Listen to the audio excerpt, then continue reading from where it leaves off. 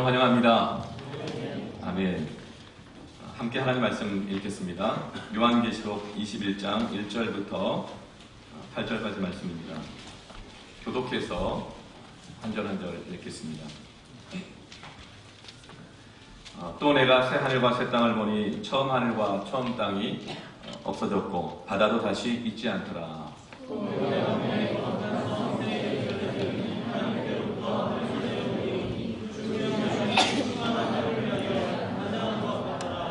내가 들으니 보좌에서 큰 음성이 나서 이르되 보라 하나님의 장막이 사람들과 함께 있음에 하나님이 그들과 함께 계시리니 그들은 하나님의 백성이 되고 하나님은 친히 그들과 함께 계셔서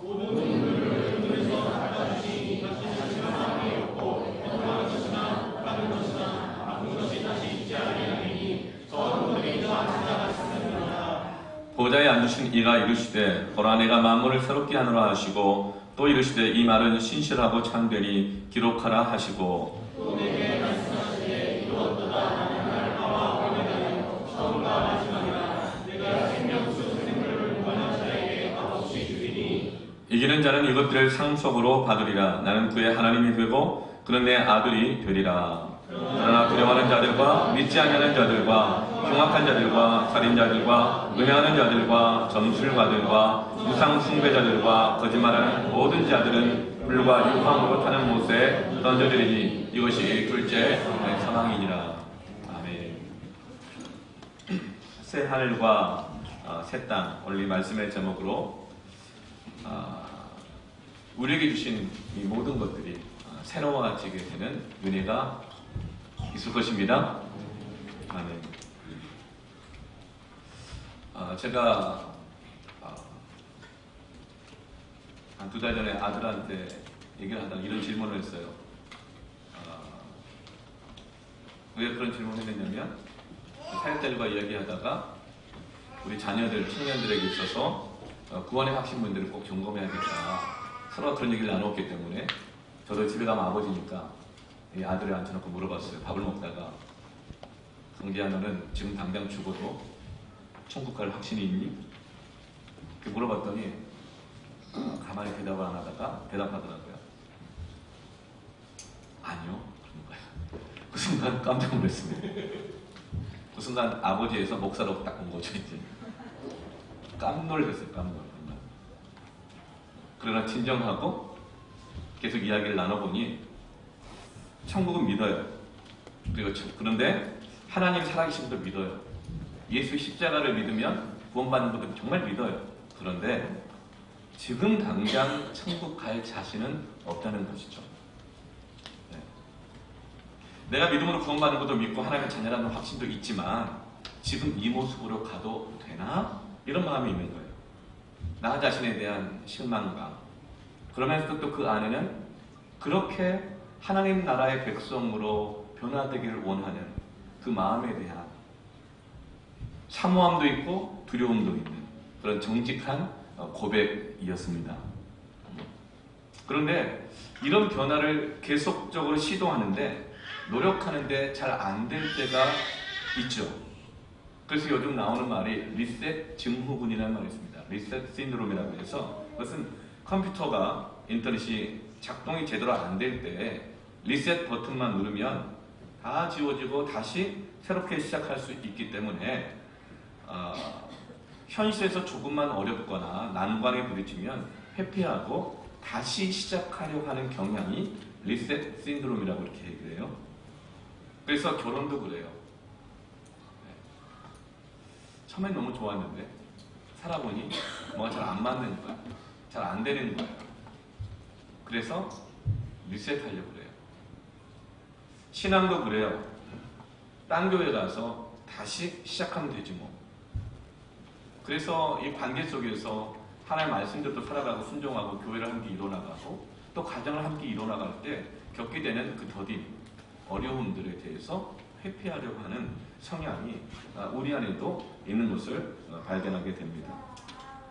그런데 하나님께서는요, 우리를 새롭게 하실 때, 새 하늘과 새 땅을 주신다고 할 때, 이 새롭게 하신다는 것, 오늘 말씀처럼 내가 만물을 새롭게 하노라 할 때, 이 새롭게라는 단어는 리셋이 아닙니다. 좀 더디다고, 문제 있다고, 마음에 안 든다고 버리고 지워버리고 새로 시작하시는 것이 아니에요. 우리의 이름은 주홍빛같이 붉은 죄와 바다의 먹물같이 많은 죄를 지었다 하더라도 우리의 이름은 생명책에 한번 기록된 것은 절대로 리셋되지 않습니다. 근데 하나님께서 우리를 새롭게 하신다는 것은 무엇이냐면 버릴 만한 것들, 병든 것들을 버리는 것이 아니라 고치셔서 새롭게 하시는 것입니다. 그것이 바로 새 하늘과 새 땅입니다. 여러분 오늘 말씀을 통해서 새 하늘과 새 땅의 소망을 가지시기를 축원합니다. 여러분 천국은 첫 번째로 어떤 곳이냐면 막 금은 보화로 돼 있고 막 이런 건 다 상징이에요, 여러분. 왜 천국 갔더니 뭐 장로님은 뭐 그 스카이뷰가 좋은 무슨 그죠? 아주 그냥 고급 맨션에서 살고 안수 집사님은 뭐 다세대 주택에 살고 뭐 이런 말들이 있거든요. 예.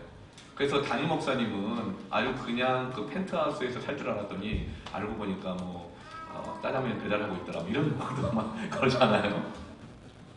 천국은 그런 것이 아니라 천국의 본질은 뭐냐면요, 새롭게 되는 것입니다. 계속 새로워지는 기쁨을 누리는 것입니다. 네. 천국은 새롭게 되는 거예요. 여기서 새롭다고 이 하는 단어는 헬라어로 두 가지 단어가 있는데 첫째가 네오스가 있고 두 번째가 카이노스입니다. 네오스는 이 네오스에서 영어로 뉴가 나왔어요. 뉴. 그것이 뉴스, 새로운 것, 새로운 소식. 이것은 시간적인 새로움을 말합니다. 그래서 물건을 잘 쓰다가 마음에 안 들어, 지겨워져, 막 불편한 게 생겨요, 고장나요. 그럼 어때요? 버리고 신상을 샀다. 이게 바로 네오스입니다.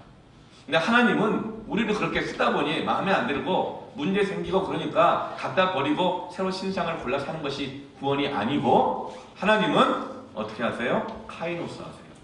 카이노스는 질적인 변화를 뜻합니다.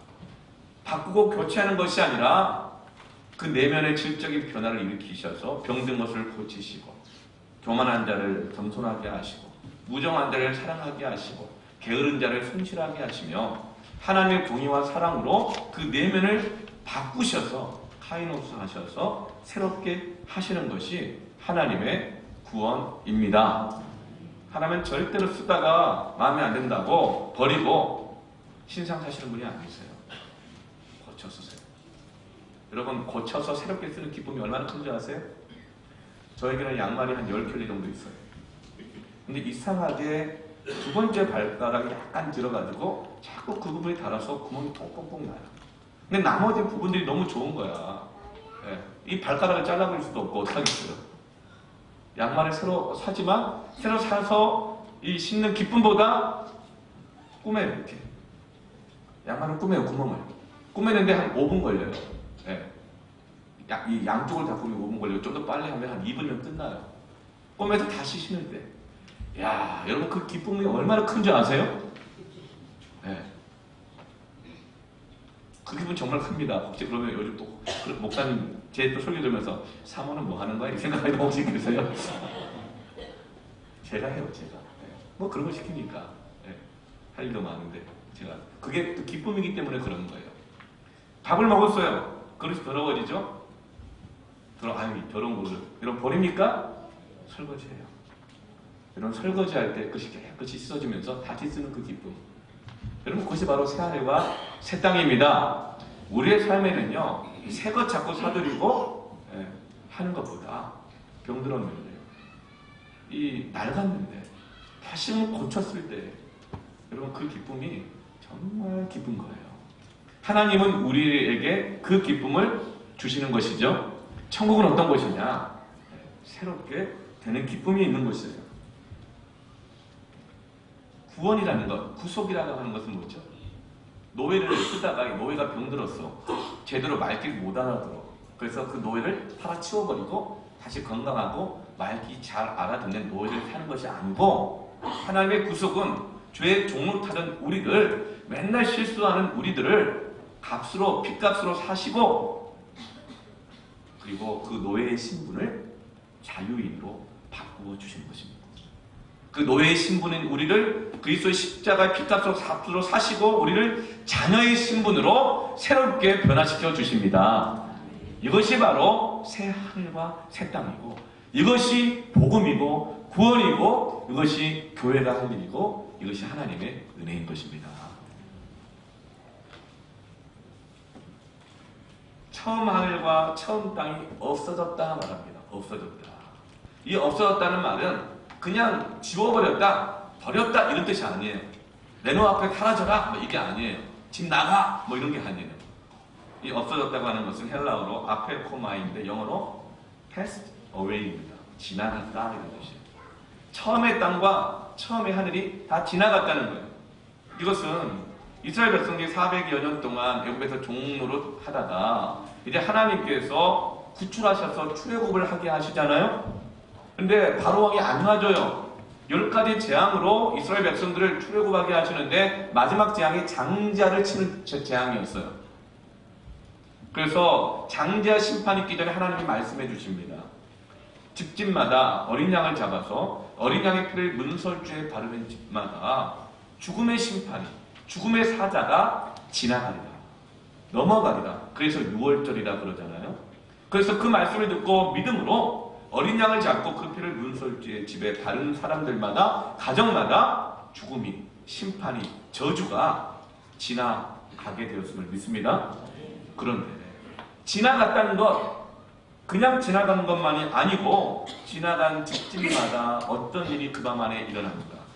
시편 105편 36절 37절을 같이 읽읍시다. 시작. 또 여호와께서 그들의 기력의 시작이 그 땅의 모든 장자를 치셨도다. 마침내 그들을 인도하여 은금을 가지고 나오게 하시니 그의 지파 중에 비틀거리는 자가 하나도 없었도다. 출애굽하는 이스라엘 백성이 남녀노소 합쳐서 200만에서 300만 정도 되었다 그래요. 그런데 그렇게 급하게 아침 먹을 것도 챙길 시간 없이 급하게 출애굽을 하게 되었는데 그 아침에 비틀거리는 자가 하나도 없었대요. 여러분 300만 명 중에 몸살 걸린 사람 한 명도 없었고 300만 중에 다리 부러진 사람도 한 명도 없었고 300만 중에서 장애인도 한 명도 없었다는 뜻일까요? 아니에요. 어린 양의 피를 받은 집집마다 그 밤에 하나님의 심판과 저주가 지나갈 때 그 가정 안에 새롭게 되는 변화의 역사가 일어난 것입니다. 이전의 몸이 다 지나가고 새 것이 된 것입니다. 고쳐지는 역사, 치유의 역사가 일어난 것이죠. 저는 자가 걷게 될 것이고 성전 미문에 앉은 자가 뛰게 될 것이며 성전 안에 들어가 하나님을 찬양하게 되는 것이 바로 하나님께서 하시는 새롭게 하심의 역사인 것입니다. 400년 동안 노예살이 하다가 병들고 약해지고 때론 장애로 태어나고 슬픔이 있고 눈물이 있었는데 어린 양의 피를 믿고 믿음으로 순종했을 때 집집마다 치유 역사가 일어나는 거예요. 할렐루야. 은금을 가지고 나가다 그랬잖아요. 종로를 해봐야 연봉이 얼마나 됐겠어요. 그 피라미드 지으려고 벽돌 나르는 그 자벽 일을 하면서 얼마나 물 벌었겠어요. 근데 은금이 어떻게 생긴 거예요? 여러분 하나님 구원의 역사는요.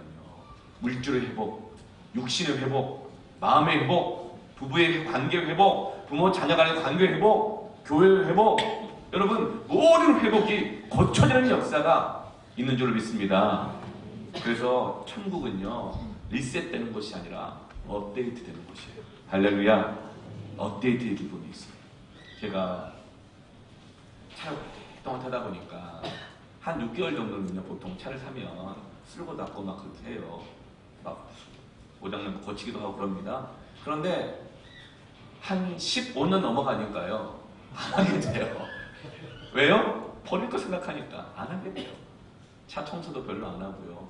특히 내비게이션은요 업데이트를 안 해요. 사실 제가 잘 못하는 것도 있어요. 저는 그런 생소한 기계치입니다. 저는 아직도 한 번도는 아닌 것 같고 한 번 정도 겨우 성공했는데 거의 인터넷으로 뭘 구매를 할 줄 몰라요. 이상하게 하다 보면 안 돼요.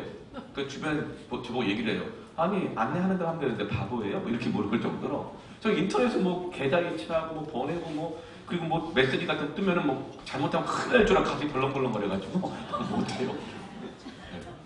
그렇죠. 그런 제가 좀 이렇게 어려움 좀 갖고 있어요.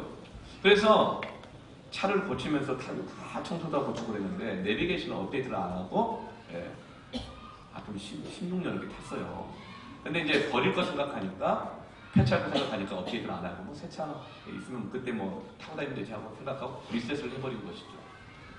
그래서 이제 이 교회에서 차를 주시면서 새 차를 타고 다녔는데 바쁘기도 한 것도 있지만 또 제가 그런 거 잘 못해. 왜냐 홈페이지에 들어가서 뭐 다운로드 받고 뭐 회원가입하고 뭐 하고 막 해서 그 생각하면서 벌써 막 머리가 막 찌끈찌끈하고 너 바보냐 뭐 이런 그 막 생각이 들고 막 그래서 이제 계속 피했던 것이죠.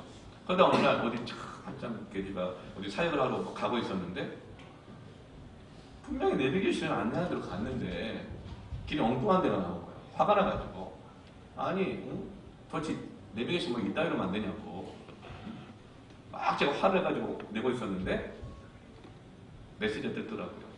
업데이트를 하셨습니까? 이렇게 쓴 거예요. 내비게이션 참 똑똑해요. 그러고 보니까 지금까지 업데이트를 하라는 메시지가 계속 떴는데 안 한 거예요 지금까지. 그런데 감사하게 드디어 어제 성공했습니다.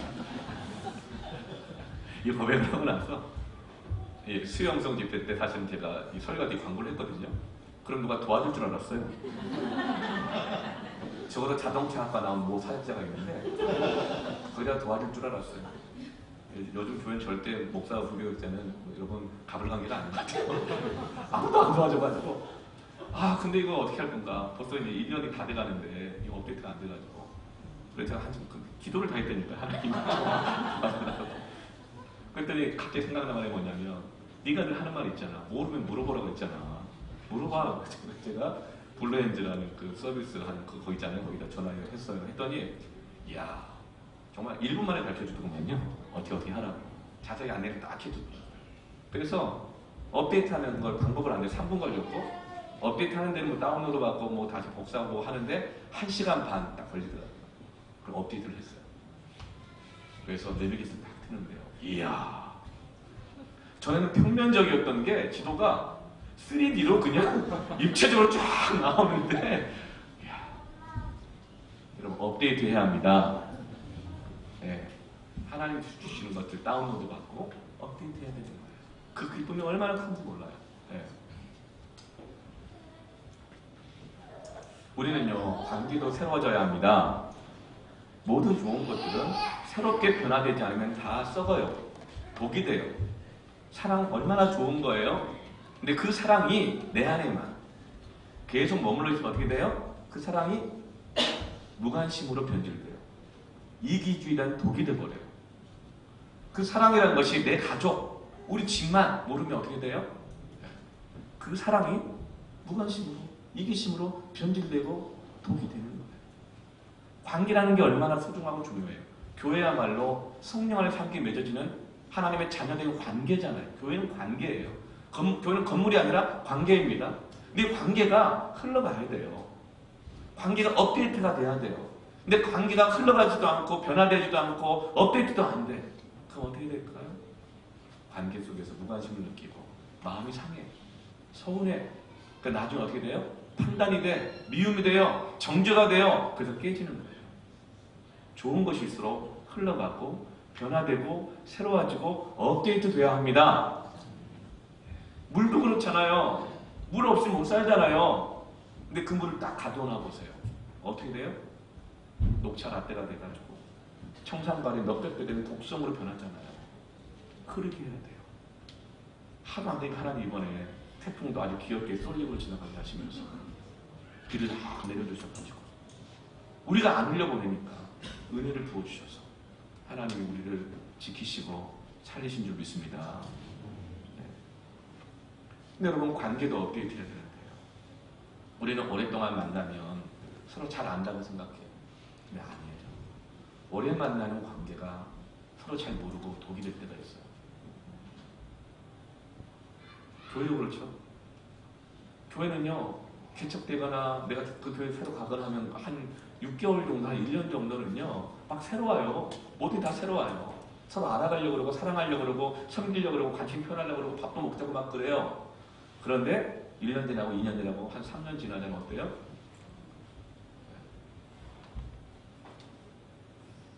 왜 그 관계를 서로 업데이트하고 알아가려고 하지 않는 거냐면요, 다 안다고 생각하는 거예요. 거기서 판단이 나와요. 저 사람이 이런 사람이야. 다 안다고 생각해요. 그래서 여러분, 부모가 자녀를 길 때도 그래요. 좀 나아요. 애가 우는 소리만 들어도 애가 뭘 원하는지 아시겠죠? 가짜 울음인지 진짜 울음인지 똥 쌌는지 배고픈 건지 놀자고 하는 거 다 알잖아요. 눈빛만 봐도 알아요. 그런데 오랜 시간 키웠어요. 어때요? 부모와 자녀 서로 몰라요. 왜 몰라요? 부모가 물으면 애들이 대부분 몰라요. 대답하기 때문에 몰라요. 뭐 자녀가 부모의 마음을 몰라요. 부모가 자녀가 어떻게 사는지도 몰라요. 왜죠? 다 안다고 생각하죠. 더 이상 관계를 업데이트 안 하고 있는 거예요. 그리고 다른 것들도 업데이트하고 있어요.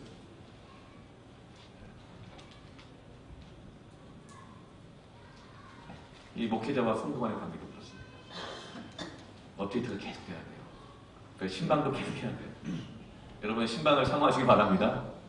네, 관계가 업데이트 해야 돼요. 안 그러면 여러분 이것이 이 변화되는 게 아니라 변질돼요.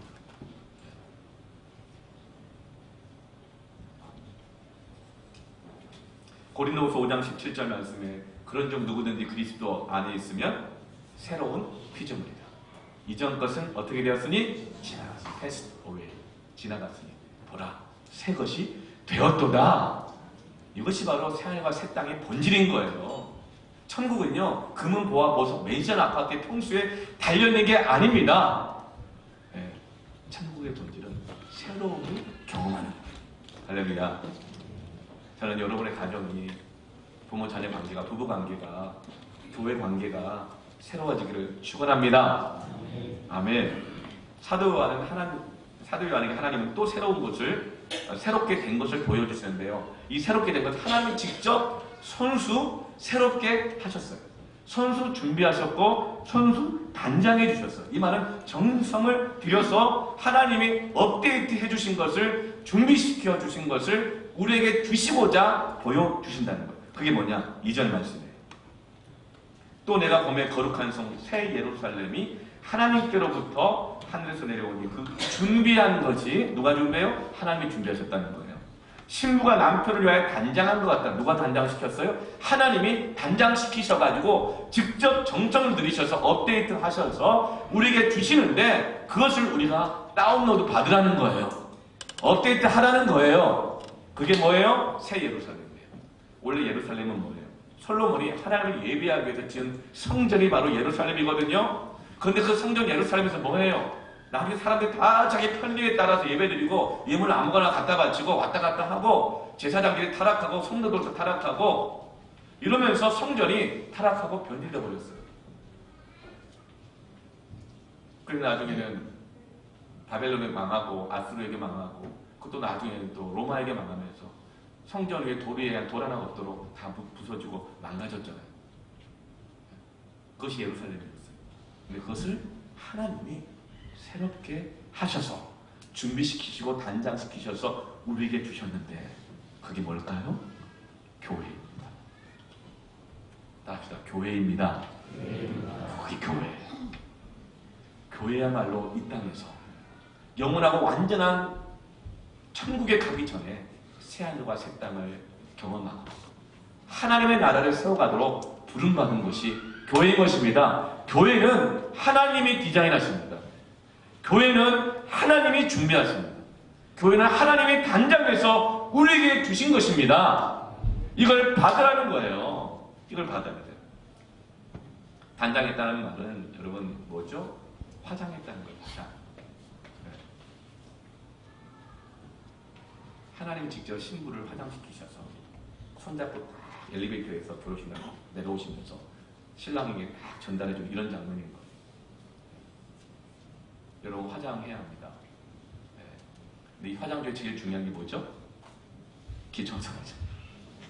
기초화장이 제대로 안 되면 다 들떠요. 아무리 뭐 랑콤, 에스틸, ST 네. 샤넬 그냥 색조 화장, 명품 화장 갖다 발라도 밑 화장이 제대로 안 되면 다 들뜹니다. 얼굴 썩어요. 네. 근데 여러분 그 기초 화장이 뭔지 아세요? 베드로전서 말씀에 보면 외모로 하지 말고 너의 마음을 단장하여 마음을 온유하게 하라. 겸손하게 하라. 진실하게 하라. 교회가 정말 하나님께서 우리 교회를 단장하기를 원하실 때는요, 가장 중요하게 여기신 단장이 뭐냐면 내면이 새로워지는 것입니다. 근데 우리의 마음을요, 하나님 은혜로 업데이트하지 않으면 다 교만해져요. 다 무정해져요. 이기적이 돼요. 다 판단하게 돼요. 사랑이 없어져요. 왜 그러냐면요, 업데이트를 안 했어요. 그러다가 실망하면 신상 사지 뭐 이러는 거예요. 다른 사람 만나지 뭐 이러는 거예요. 그러나 하나님은 리셋하지 않으십니다. 하나님은 새롭게 하십니다. 예루살렘 성전은 마치 다 깨져버린 거울과 같아요. 기능을 못해요. 저는 예루살렘 성전 가면 하나님의 말씀을 들었고 깨달았고 하나님을 바라보았고 하나님을 예배했고 내 모습을 비추어봤어요. 그런데 그게 다 깨져버린 거예요. 기능을 다 상실했어요. 그럼 어떻게 해요? 누구 다쳤다가 이야 이런 거울 그냥 쳐다봐도 누구 다칠 수 있어. 다치기 그냥 빨리 치워버려야 돼가지고 쓰레기를 갖다 놓고 빗자루 해가지고 폐기물에다가 쓰레기통에 보통 버리죠. 근데 우리 하나님은 그렇게 안 하세요. 손수 손에 피를 묻혀가고 다시금 깨진 유리들을 모아요. 그리고 거기다 형형색색 색을 입히고 붙여서 그것을 예배당에 스테인드 글라스로 만드는 것입니다. 그것이 바로 새 예루살렘입니다. 그것이 바로 교회예요. 우리 마음대로 살고 죄 짓고 살고 누가 다가가면 상처나 주고 조금만 있으면 조변 섞게 하고 마음 바뀌고 거짓말하고 이기적으로 살고 그런데 우리들을 십자가의 피 묻은 손으로 한 사람 한 사람 끌어모아다가 모퉁이 돌 대신 예수 그리스도께서 모퉁이 돌이 되셔서 우리가 함께 성전으로 지어져 가게 하시고 교회로 지어져 가도록 준비해 주시고 단장해 주신 것이 바로 교회입니다. 교회야말로 새하늘과 새 땅을 경험하게 되는 것입니다. 여러분 교회야말로 영적인 업데이트가 일어나야 하는 곳입니다. 이것이 바로 하나님의 사도 요한에게 보여주신 새하늘과 새 땅의 꿈이에요. 5절에 보좌에 앉으신 이가 보라 내가 만물을 새롭게 하노라. 살아있는 모든 것을 새롭게 하신다는 거예요. 살아있는 것이 멈추면 썩는다 그랬죠. 독이 된다 그랬어요. 하나님의 말씀이 썩으면 어떻게 돼요? 멈춰져 있으면 독이 돼요. 여러분 제가 계속적으로 저기 업데이트 되고 있고 다운로드 받고 있는 게 있어요. 저를 새롭게 하는 게 이제 세 가지입니다. 가장 오래된 것, 성경. 지금도 하나님은 이 성경을 통해서 말씀을 통해서 우리를 업데이트 하십니다. 새롭게 하십니다. 그리고 큰순 말하면서 어떤 분이 이렇게 말을 해요. 나는 매일 성경이 좋더라. 나는 생명의 말씀사에서 나온 게 좋더라. 난 큐티 진이 좋더라. 시냇가의 신문나무가 좋더라. 복음의 빛 동산교회는 큰순 맑은 샘이 좋더라. 아멘. 매일 아침마다 새벽마다 시간이 놓쳤으면 저녁에라도 큐티하면서 하나의 말씀을 다운로드 받으면 내 자신이 업데이트 되고 있습니다. 그게 또 하나 있어요. 한 달 됐어요. 홍대에서 중동까지 하는 책이에요. 제가 선교사한테 간수할 때 학생이었던 한 형제가 지금 목사님이 되고 선교사님이 돼 있어요. 그래서 저 홍대에서 교회를 개척했어요. 저기 충주에서 개척을 했다가 또 홍대에도 개척을 했고 특별한 교회를 개척을 했는데 그 교회가 지금 세계 토전의 6천만의 난민들과 터키에 있는 450만의 무슬림 난민들에게 복음을 전하고 있고 실제로 거기에 놀라운 복음의 역사, 교회가 서는 역사가 일어나고 있습니다. 큰 교회가 하고 있는 것이 아니라 이 교회 모여봐야 한 60, 70명 되는 교회예요. 그런 엄청난 역사를 일을 하고 있어요. 근데 이 김홍민 목사님 수요일날도 왔었죠 한번 세영성 집회대로 이제 그 하나님의 역사를 책으로 꾸몄어요. 이게 요즘 기독교 서점에서 핫한 책입니다. 네. 제가 이 책을 굉장히 제가 한 달째 지금 도전을 받고 있고 제가 이 업데이트 되고 있어요. 그 간증을 하고 있더니 몇몇 분들이 이 책을 막 읽고 싶다는 거예요. 네. 그래서 다음 주 한가정 예배 있잖아요. 한가정 예배 때 좀 준비해 놓으려고 합니다. 원래 책값이 13,000원인데요. 네. 그렇게 얘기하더라고요. 목사님이 저에게 거의 멘토라고 얘기하진 않고 멘토와 같으니까 이렇게 멘토와 같으니까 목사님이 배운 게 많고 멘토와 같으니까 13,000원인데 10,000원으로 보내드리겠다고 이렇게 얘기하더라고요. 여러분 책은 공짜로 받으면 안 읽는다고 그러더라고요. 여러분 유료로 돈 주고 다운로드 받으시기 바랍니다. 네, 담임 목사가 받은 이 은혜 함께 우리가 나누기를 바랍니다. 네, 한 50권 정도 주문할까 싶은데 뭐 남는 거는 뭐 안 팔린다. 뭐 남는 건 뭐 제가 궁금한 셈 치고 네.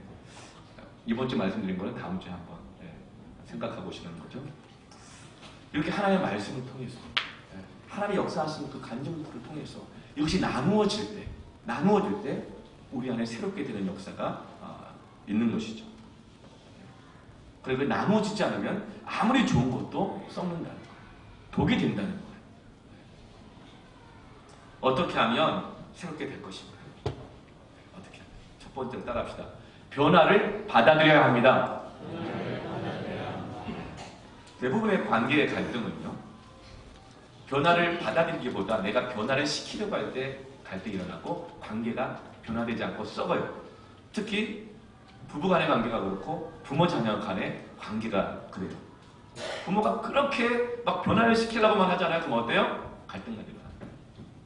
그래서 한 가정이 학교에서 하는 상담 프로그램에 부부가 부모님 초대를 받아가지고 자녀를 잘 돌보도록 하기 위해서 이제 그 상담 과정을 하고 이제 뭐 검사도 하고 이렇게 이제 교육을 받으신 것 같아요. 그러면서 거기에서 가장 감동되고 영향을 끼친 한 시가 있대요. 그 시를 듣고 굉장히 감동을 받고 그때 적용했더니 가정 안에 놀라운 평화가 있더라. 이렇게 간증을 나눴어요. 그 시가 뭐냐면 라인홀드 리버라고 하는 기독교 윤리학자, 신학자가 쓴 시예요. 그 시의 제목은 평온의 기도입니다.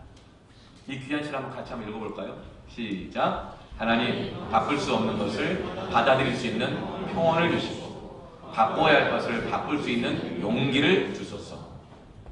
이 두 가지를 구별할 수 있는 지혜를 우리에게 주소서. 이 시를 읽으면서 마음이 평온해졌어요. 또 지혜가 생겼다는 거예요. 또 용기도 생겼다는 것입니다. 네.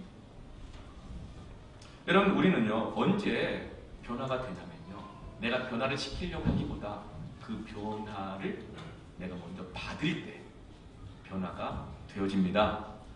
네. 사실 이렇게 막 아마 이렇게 내 자식 아니었으면 그리고 또 학교에서 오라는 거 아니었으면 하라는 거 아니었으면 아마 그 부모님들 가기 쉽지 않았을 거예요. 네. 특히 사람들은요 분석당하는 걸 굉장히 싫어합니다. 네. 변화를 요구받는 걸 굉장히 싫어해요. 알면 내가 내 자식을 더 알지. 뭐 내 상황을 누가 아나? 이러면서 그렇게 분석받고 평가받는 걸 굉장히 싫어하고 조정받는 걸 싫어해요. 그러나 자녀를 사랑하니까 가는 거죠. 그래서 그 변화를 받아들이기 시작할 때 변화가 시작됩니다. 네. 변화가 안 될 때 막 불안해. 네. 어떻게 막 잘못될까봐. 그러나 하나님께서 만물을 새롭게 하시느니라. 이 믿음으로 받아들일 때 내 마음가에 평온이 있는 거예요. 네. 또 용기가 생기는 거예요. 그리고 그 지혜가 생기는 것이죠. 그런데 이 지혜를, 이 평온을, 용기를 어디서 얻느냐가 문제이죠. 이 시는 잘 분석해줬지만 이 시에서는 그 답이 없어요. 그 답이 어디에 있을까요? 로마서 12장 1절과 2절 말씀이 있습니다. 그 답을 함께 읽어볼까요? 시작! 그러므로 형제들아 내가 하나님의 모든 자비하심으로 너희를 권하노니 너희 몸을 하나님이 기뻐하시는 거룩한 한 제물로 드리라. 이는 너희가 드릴 영적 예배니라. 너희는 이 세대를 본받지 말고 오직 마음을 새롭게 하고 변화를 받아 하나님의 선하시고 기뻐하시고 온전하신 뜻이 무엇인지 분별하도록 하라. 네, 여러분 변화를 받으라 그랬습니다. 오직 마음을 새롭게 함으로 변화를 받으라 그랬습니다. 변화를 받아야 하나님의 기뻐하시고 선하시고 온전한 뜻이 무엇인지 그 지혜를 분별할 수 있게 됩니다. 변화를 받기 전에는 지혜가 안 생겨요. 모르는 거예요. 자꾸 헛방만 치고 불안하고 두렵고 싸우고 분노하게 되는 겁니다. 변화를 받아들여야 분별하는 지혜가 생깁니다. 변화를 받아들여야 평안이 생기고 변화를 받아들여야 용기가 생기는 것입니다. 그럼 먼저 여러분 변화를 받아들이십시오. 네. 그런데 변화를 받는다. 어떤 것을 받아들일 것인가? 그것은 바로 하나님이 준비해 놓으신 것을 받아야 한다는 거예요. 하나님이 준비해 놓으신 건 뭐예요? 2절 말씀에 그 새 예루살렘, 교회를 받아들여야 합니다. 그리고 여러분 또 하나 준비하신 게 뭐죠? 3절 말씀에 장막. 하나님이 장막이 되어 우리 가운데 거하셨다. 이 장막은 제사장이 백성들을 위해 기도하는 것이고 하나님의 말씀이 선포되는 것이고 하나님의 임재, 하나님을 만나는 것, 예배하는 것이 장막입니다. 하나님은 우리에게 준비하시고 단장하여 주신 것이 뭡니까? 예배입니다. 여러분, 예배를 변화시키려고 하지 마시고 예배에 내가 변화되기를 사모하시길 바랍니다. 내가 예배를 변화시키려고 하지 말고 예배를 받아들이십시오. 그때 평온이 주어집니다. 그때 용기가 생기고 지혜가 생기는 겁니다. 새로워진 역사가 있는 것이죠. 그리고 또 하나님이 준비해 놓으신 것이 뭐죠? 6절 말씀에 값없이 주시는 생명수의 강물입니다. 그것은 곧 하나님의 말씀인 것입니다. 여러분, 내가 내 말씀을 내 상황에 맞게 이렇게 저렇게 바꿔서 변화시켜서 상황에 맞게 상황 윤리로 사용하는 것이 아니라 말씀에 내게 주시는 그 말씀을 받아들이십시오. 그때 변화가 된다는 거예요. 하나님은 준비해 놓으셨어요. 특별히 정성을 들여서 교회를, 예배를, 그리고 하나님의 말씀을 준비해서 우리에게 주신 것입니다. 근데 우리는 교회를 받아들이기보다 교회를 변화시키려고 만들었어요. 그런 교회는요, 하나님이 변화시키십니다. 네. 우리는 예배를 받아들이기보다 예배를 변화시키려고 해요. 그러나 예배의 주인은 하나님이십니다. 네. 우리는 말씀을 변화시키려고 하지 말고 말씀을 받아들여야 합니다. 이렇게 교회를 통해서, 예배를 통해서, 말씀을 통해서 그렇게 교회가 형성되는 것 중요합니다. 우리의 관계가, 패밀리 모임이, 가정이, 부모 자녀 관계가, 부부 관계가 이렇게 교회를 통해서, 예배를 통해서, 말씀을 통해서 새로워지고 업데이트 받고 형성되는 것이, 여러분, 그 결과가 무엇입니까? 부흥의 역사인 거예요. 그때 새로워지는 새하늘과 새 땅의 역사가, 모든 관계가 새로워진 역사가 일어납니다. 그런데 우리가 다른 것을 계속 업데이트 받고 있는 거예요. 로마서 12장 1절 2절 말씀처럼 세상을 본받고 있다는 거예요. 세상을 업데이트하고 있다는 거예요. 그러나 세상을 업데이트하지 말고 마음이 새롭게 함으로 변화를 받아 하나님이 선하시고 기뻐하시고 온전하신 뜻이 무엇인지를 분별해야 합니다. 그 맛을 받아야 합니다. 우리가 말씀을 받지 않고 예배 가운데 하나님의 만지심, 임재 가운데 있지 않고서 어떻게 우리의 마음이 새로워지고 세상의 것을 계속 받아들이는 그 마음으로 부부관계가 어떻게 새로워지고 가정 안에 어떻게 삶과 새 땅이 이루어질 수가 있겠습니까? 늘 세상 못 쫓아가는 것 때문에 불안해하고 원망하고 짜증내고 싸우고 옆집 아저씨하고 비교하고 옆집 자식하고 비교하고 옆집 아내랑만 비교하고 새하늘과 새 땅의 이런 새로운 변화는 예배 가운데 부어진 말씀을 통해서 변화되는 것입니다. 그것을 통해 우리의 관계가 업데이트 돼야 돼요. 다시 해야 돼요. 여러분, 제가 이렇게 교회를 보면서 참 감사를 많이 했어요. 요즘 같은 시대는요, 얼마나 소통이 안 되는 시대입니까? 부부간에도 그렇고, 부모 자녀간에도 그래요. 그런데 저는요, 특별히 그 한 달에 한 번 한가족 예배 때마다 소통을 봅니다. 부부간에 같이 앉아있죠. 자녀들도 같이 앉아있어요. 네. 쉬운 시간이 아닐 때도 있어요. 그런데 종종 이런 얘기를 들어요. 목사님, 오늘 말씀을 듣고 감동이 됐어요. 눈물이 났어요. 이런 말을 해요? 여러분, 이게 뭡니까? 이게 기적 아닙니까? 어떻게 한가족 예배 그 50분 동안 애들 지저분고 데리고 있으면서 말씀을 듣는데 눈물이 나고 감동이 날 수가 있어요? 이거 기적 아니에요? 기적인 거예요, 이게. 그리고 나서 이런 고백들 많이들 하더라고요. 집에 가서 주보 펴들고 줄 설교 들은 거 가지고 말씀 나누는 가정예배 드렸다는 거예요. 어떤 분은 큐티 나눔을 또 같이 했다는 거예요. 부부간에. 또 자녀 불러놓고 같이 했다는 거예요. 늘 매번 잘 되는 건 아니지만 또 그렇게 했다는 거예요. 또 그렇게 하고 있다는 거예요. 여러분, 그렇게 가정이, 부부관계가, 부모관계가, 이 부모 자녀 관계가 하나님의 말씀으로, 예배로 업데이트 돼야 합니다. 그때 새로워지는 거예요. 여러분, 우리 신앙생활의 현장은 교회가 아니라 세상이라고 했죠. 신앙생활은 세상에 사는 거예요.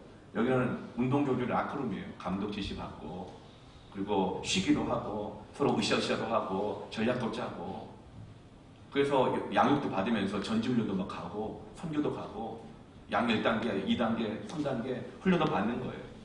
그리고 나서 우리 힘을 길러서 회복해서 세상 가운데 나가서 신앙생활 하는 것이죠. 하나님의 말씀은 전해져야 돼요. 흘러가야 돼요. 하나님의 말씀 살아있고 운동력이 있는데 그 말씀이 교회 안에만 딱 머물러 있으면 어떻게 돼요? 이 말씀이 변질돼요. 썩어요. 독이 돼요. 그래서 세상 사람들 말하잖아요. 기독교라고도 말도 하고 교인이라 별거 없다 이렇게 얘기를 하는 게 왜 그럴까요? 말씀이 흘러가야 돼요. 그래야 살아나고 새로워지는 거예요. 어떤 분이 이렇게 말해요. 직장에서 어떻게 복음을 전하냐고. 정말 힘든 일이에요. 그러나 여러분, 힘들어도 말씀은 전해져야 합니다. 힘들어도 해야 할 것을 해야 합니다. 말씀이 나 혼자만 머무르고 나 혼자 은혜 받는 거 멈추면요, 그 신앙이 썩는다니까요. 양육을 받으면서 후견인과 피후견인 사이에서 폐밀 모임 안에서 부모 자녀 간에 부부 간에 나눠져야 합니다. 그리고 그 말씀이 세상 가운데서 나눠져야 돼요. 아무도 썩어요. 물론 전하기 힘들죠. 요즘 캠퍼스에서 복음 전하기 힘들어요. 여러분 생각해 보세요. 말씀을 전하고 나누는 것이 지금만 힘들었어요. 원래 힘들었어요. 성경을 보세요. 지난 우리 삶들을 돌아보세요. 원래 힘든 거예요.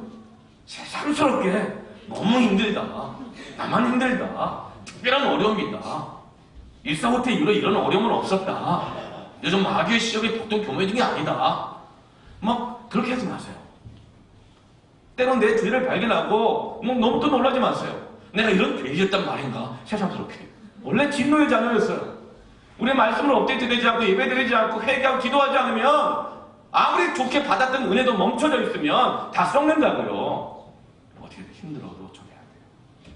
힘들어도 예배해야 돼요. 여러분 직장에서 말씀 전하기 어려운 분들은요, 말씀 전하기 어려우면 이것부터 하세요. 어린 양의 피와 증언할 말씀으로 이겼다고 했잖아요. 직장 가서 쉬는 시간에 큐티하세요. 쉬는 시간 큐티하세요. 쉬는 시간에 성경을 읽으세요. 그러면 뭐라고 말할까요? 뭐 재밌어? 뭐 이렇게 물어볼 거예요. 거기서 밥이 나와 떡이 나와? 뭐 큐티하고 성경 읽으면 뭐 토플 점수가 올라간대? 자소서 써라. 뭐 이렇게 얘기하고 그래요. 그래 여러분, 그 현장에서 말씀을 읽으세요. 묵상하세요. 기도하세요. 그 나중에요, 그들이 똥줄 탈 때 물어봐요. 그때 대답할 말은 준비하시길 바랍니다. 그때 하나님 나라가 확장되어 가는 거예요. 예배 가운데 기적의 역사를 좀 보고 있어요. 또 주변에서 많은 분들이 이렇게 그래요. 목사님, 한가정 예배 너무 힘들어요. 네. 심지어는 몇몇 분이 그래요. 한두 분이 아니고 몇몇 분이. 우리 애들이요, 한가정 예배는요, 교회 가기 싫대요. 괴롭대요. 얘기를 많이 해요. 아, 이해가 가요. 네. 저도 노력을 하지만, 네. 변화시킬 수 없는 것은 받아들이라. 또 평온하시기 바랍니다. 저 노력하지만 안 줄어주는 걸 어떻게 해요? 네. 제가 가장 컨디션 좋을 때 설교시 딱 50분이에요. 여러 번 봐줬다가 한 40분 했더니 약간 컨디션이 다운돼가지고 그런 노력을 할 거예요. 그런데 여러분, 그런 말들 하죠. 뭐 고민되고 갈등되고 여러 가지 많이 노력을 해요. 그런데 기도하다가 깨닫게 됐어요. 이거 한가정 예배 때요. 지난주 한가정 설교를 50분 했거든요. 끝나고 또 가는데요. 애들이요, 저한테 다 오는 거 아세요? 한번 보세요. 지나갔는데 손을 꽉 잡고 있어요. 목사님, 심지어 어떤 애는 저거 하나님이라고 부르고 있어요. 또 가면요, 줄 서 있다 내가 가면 다 손에 하이파이브 해요. 여러분 다 못 보셨어요? 굉장히 나이든 아이돌이에요, 제가 우리 교회에서. 여러분 기저가 아니에요. 한가정에 50분당 설교되면 괴롭다, 가기 싫다, 이런 때 애들이 괴로웠는데 괴로운 것 같아요. 예배 끝나고 다 와서 인사하고 목사님 손잡고 하이파이브하고 하고 하는 거, 이건 저게 뭐라 들리는 줄 아세요? 하나님의 말씀이 다운로드 되고 있다. 목사님 나 은혜 받았어, 이걸 저는 들린다니까요.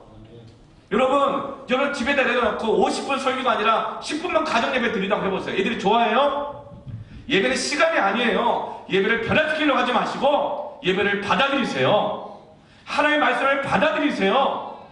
하나님의 말씀을 내 상황에 맞게 해달라 변화시키지 말고 먼저 말씀을 받아들이시길 바랍니다. 애들도 알아요. 전 그걸 보고 기적이라 생각했어요. 어떻게 50분을 거친 애들이 나한테 와서 인사할까? 하이파이브 할까? 손잡아줄까? 여러분, 이것이 진정한 부흥입니다. 이게 기적입니다. 그래서 힘들어도 해야 한다는 거예요. 힘들기 때문에 리셋할 것이 아니라는 거예요. 이건 안 되는 거야. 이게 아니라는 거예요. 부모들은 자녀를 예배하고 말씀을 듣고 묵상하고 기도하게 하는 거, 여러분 리셋하지 마세요. 주님 다시 오실 때까지 계속 업데이트해야 하는 것입니다. 그래서 주신 것이 교회예요. 그래서 주신 게 예배예요. 그게 주신 게 말씀이에요. 근데 우리는 부모들이 뭘 다운로드 받고 살아가고 있어요. 업데이트 안 해요. 새하늘과 새 땅이 가정 가운데, 교회 가운데 이루어지지 않게 되는 것이죠. 또 기적이 있죠. 뭐예요? 출산율이 2.1명 이하면 문명이 붕괴된대요. 그런데 지금 유럽이 최대 출산율이 1.7명이라고 했거든요. 유럽에서 최악이 1.4명이고, 근데 우리나라가 지난 5월 달에 0.9명이었어요. 그리고 현재 1.3명이래요. 인류 역사상 이런 저출산율이 없대요. 이렇게 가면 우리 한국 사회가 적어도 30년 안에는 붕괴된다고 해요. 난리가 났어요. 실제로 아주 긴급한 문제입니다. 이것 때문에 국민연금 못 받을까봐 이 두려움, 이런 정도가 아니에요. 나라가 무너질 정도예요. 다 안 날려버려요. 돈을 준다, 뭐 해도 다 안 날려버려요. 52시간 근무제, 주 5일째 안 날려버려요. 피곤해서 일 못 나간다고 그러니까 주 5일째 했어요. 52시간 근무제 안 돼요. 그런데 저희 교회 가정을 쭉 돌아봤더니요, 자녀를 3명 이상 낳은 가정이요 6가정이에요. 저희 교회 전 가정 수가 85가정이거든요. 근데 그게 6가정인데 한 가정마다 5명이잖아요. 자녀 셋이 다 부모들이니까. 6가정 합치니까 우리 30명이야. 이미 제법 규모가 되는 개척교회 하나가 있는 거예요. 할렐루야. 넷째를 막 마음의 상황으로 준비하고 있는 믿음 좋은 분들도 있어요. 왜냐면 먹고 사는 하나님 책임져주는 평온함이 있는 거예요. 받아들이는 거예요. 둘은 그냥 기본이에요. 막 자꾸 더 나으려고 그래요. 여러분, 이것이 하나님이 주시는 새로움의 은혜인 것입니다. 하나님의 나라를요, 천국을요, 세상 관점으로 업데이트해서 보지 마세요. 정말 하나님이 우리에게 주는 그 새로움의 은혜가 무엇인지를 분별할 수 있는 지혜가 없기를 바랍니다. 그것은 무엇을 통해서? 예배를 통해서. 교회 내 새로워지는 말씀을 통한, 은혜를 통한, 기도를 통한 새로운 관계 형성을 통해서 우리는 그 눈이 열리고 새하늘과 새 땅을 경험하게 되는 것입니다. 네. 우리가 이 세상의 것을 다운로드 받을 것이냐, 아니면 하나님이 준비해 놓으신 그것을 받아들일 것이냐, 이 싸움이 영적 싸움이에요. 근데 이 싸움을 가지고 이기면 어떻게 돼요? 7절 말씀에 새하늘과 새 땅을 상속받는다 그랬어요. 상속을 다운로드 받는다. 우리 가정에 새하늘과 새 땅이 임하는 것입니다. 아멘. 우리 교회 가운데 하나님의 영광과 나라가 임하는 것입니다. 여러분이 가는 세상과 직장 가운데 하나님의 나라와 영광이 임하는 것입니다. 이게 상속받는 것입니다.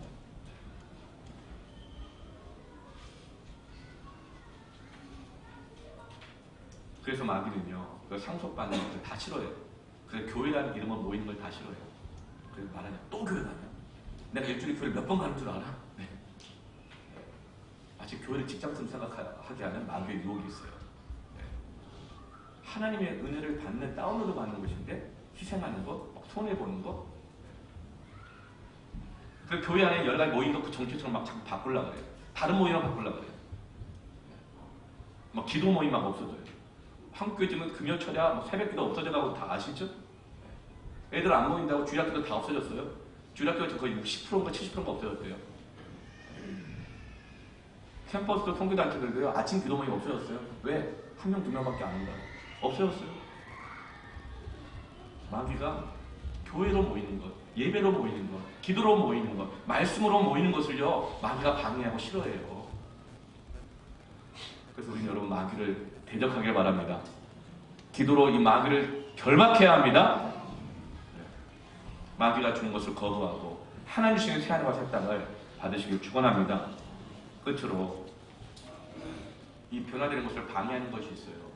그게 무엇이냐면 8절 말씀입니다. 8절 말씀 같이 한번 읽어볼까요? 시작! 믿지 아니하는 자들과 흉악한 자들과 살인자들과 음행하는 자들과 점술가들과 우상 숭배자들과 거짓말하는 모든 자들은 불과 유황으로 타는 목에 던져지리니 이것이 둘째 상황이다. 그 시작이 뭐예요? 두려워하는 자. 두려움이야말로 하나님의 사랑과 땅을 받아들이는 가장 큰 방해물이 돼요. 무엇을 두려워하느냐? 여러분, 말씀대로 사는 것을 두려워하는 거예요. 믿음으로 사는 것을 두려워하는 거예요. 그래서 말씀을 못 받아요. 믿음으로 못 받아요. 저 말씀대로 살다 큰일 나겠네? 이거 순종했다가 큰일 나겠네? 그 두려움이에요. 그래서 새하늘과 새 땅을 못 받는다는 거예요. 못 경험한다는 것이죠. 여러분, 두려움은 하나님 주시는 것이 아니고 하나님 주시는 것은 사랑과 능력과 절제입니다. 두렵기 때문에 말씀 앞에 도망가요. 두렵기 때문에 기도 모임 앞에 막 도망가요. 두렵기 때문에 하나님의 부르심 앞에 막 도망가는 일이 일어나는 것이죠. 그런데 여러분, 오늘 12절 말씀을 요한계시록 21장 12절 말씀 한번 읽어보세요. 그렇게 두려워해서 도망가는 자들이 있는데요. 근데 하나님은 어떻게 하십니까? 같이 읽습니다. 시작. 크고 높은 성곽이 있고 12문이 있는데 문에 12천사가 있고 그 문들 위에 이름을 썼으니 이스라엘 자손 12지파의 이름들이라. 새하늘과 새 땅에 새 예루살렘이 오는데요. 기둥과 그리고 문들과 그 모든 곳에 12지파의 이름이 써있대요. 이게 뭔가? 12지파는 야곱의 12아들에서 나왔거든요. 야곱의 12아들 보세요. 훌륭한 사람들인가요? 아니에요. 다 깨진 사람들이에요. 문제투성이에요. 첫째 아들은요, 계물을 범했어요. 첫째 아들이. 둘째와 셋째는요, 폭력적이에요. 둘이서 공모를 해가지고 요셉 동생을 팔아먹었어요. 사람 왕따시키고 내쫓아버렸어요. 넷째는요, 나중에 커가지고 가는 것은 웬 이런 일이에요. 이제 유다는요, 자기 며느리하고 사이에서 아들을 낳게 돼요. 이게 12지파들이에요. 가나안 12종탄꾼, 각 지파를 대표하죠.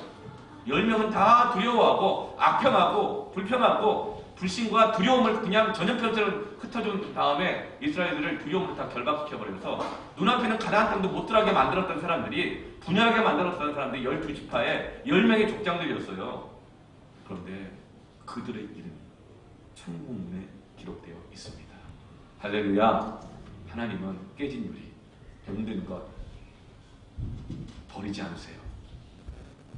손에 피 묻혀가며 다 고치십니다. 그 깨진 유리를 통해서 하나님의 영광의 빛을 비추시는 스테인드 글라스와 같이 아름답고 거룩한 교회 우리를 새롭게 세우시는 것입니다. 이게 새하늘과 새 땅이에요. 교회는 다 무너지고 깨지고 문제투성인 사람들이 변화되어 천국 백성 되는 곳입니다.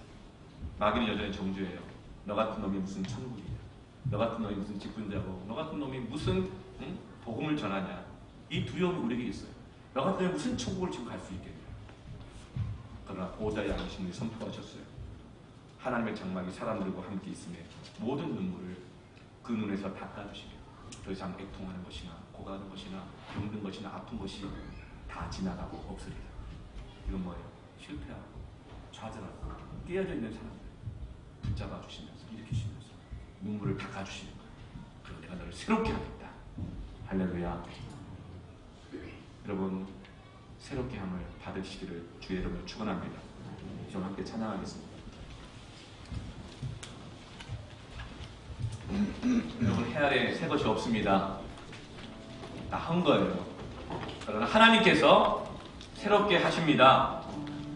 주님은 오래됐다고, 쓸모없다고, 문제 생겼다고 버리지 않으십니다. 실패하고 울면 두려워하는 그 눈물을 닦아주십니다. 그리고 하나님이 손수 준비해 놓으신 것을 우리에게 주십니다. 그 평온함과 용기와 지혜를 주십니다. 우리에게 교회를 주시고요. 예배를 주시고요. 말씀을 주십니다. 여러분 이 시간 하나님의 그 은혜를 다운로드 받길 바랍니다. 해 아래 서것이었나니 이 죄인 살리신 주 함께 찬양하며 기도하며